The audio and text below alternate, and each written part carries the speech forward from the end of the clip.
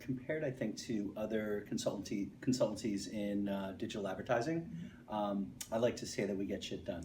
We have brilliant, experienced folks on our team. We can talk strategy forever, but especially when it comes to data, programmatic, we also have folks with experience that like to get their hands in the soil and actually make improvements for our clients before we go.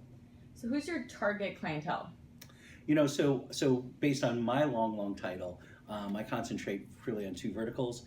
When there are technology vendors, mostly ad and marketing technology vendors in need of our services, that could be a go-to-market strategy, could be competitive analysis and things like that. And then on the publisher half, if a publisher is another customer vertical, I own the operations side, which is really in our world today is yield optimization, not really outsourced ad operations, but it's all very yield focused, improving CPMs and improving fill rates. That's what we strive to. Prohaska Consulting overall, though, does other services for publishers. We have a buy-side practice for advertisers and agencies, trade groups, a little bit on the investment front. So I guess this would be a question for your buy side, but maybe Prohaska Consulting. So does your company use server-to-server, browser-based, or mixed model header bidding, or is that more for like your clients? Actually, that would be on tied to some of our publisher engagements, and we make pretty much unbiased recommendations on each of our engagements.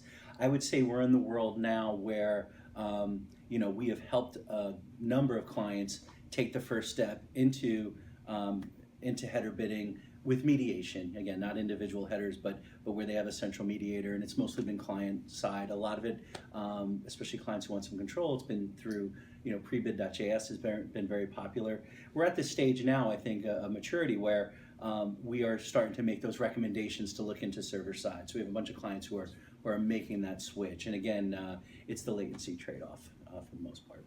So where do you think the header bidding market pressure is coming from? Go back in time, I think a lot of folks talked about the driver of header bidding initially was to get fair competition with DoubleClick, and I've never really seen it that way, and I've never seen that as what made the clients happy afterwards. It's really about getting ultimate competition for each ad impression, creating the super auction between all your demand sources, breaking the waterfall, and that really, the driver was really, just getting better yield. You had a lot of smart people doing a lot of manual work, manipulating waterfalls, and there had to be a better way, and smart folks just wanted this kind of ultimate open auction between all their sources, and header bidding with a primary mediator seemed to be the way to accomplish that. And again, trade-offs.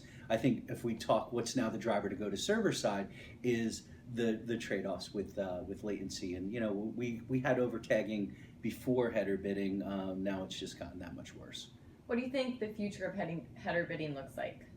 Well, I think in two ways. I think well, maybe even three ways. I think server to server needs that universal ID. That's going to be the key, and I'm glad there's kind of parallel paths going on there, just to keep fairness, to don't have ID leakage going on between your primary and secondary. In a way, then you're losing some of the bids that you were trying to get in by creating the super auction.